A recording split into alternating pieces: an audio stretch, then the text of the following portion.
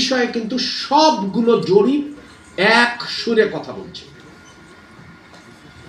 যখন কেউ পরাজিত হতে চায় তখন কিন্তু বটের যুদ্ধ আরো বেড়ে যায়, এবং সেই কায়দা দিয়ে যাচ্ছি।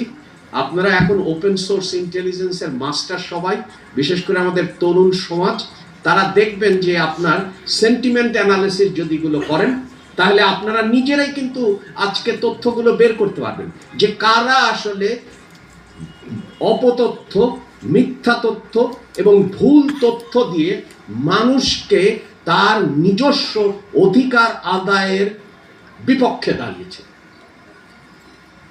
কারণ আমরা সবাই একমত যে বৈষম্য থেকে বেরোতে হবে, তার মানে কর্মসংস্থান দরকার, আমার অর্থনীতিতে নিশ্চয়তা দরকার, অর্থনীতিতে বিনিয়োগ দরকার। দারিদ্র্য যেভাবে বেড়েছে এটার একটাই কারণ কেউই আসলে বিনিয়োগ করবে না যতক্ষণ পর্যন্ত সে ন্যূনতম 5 বছর দেখতে পারে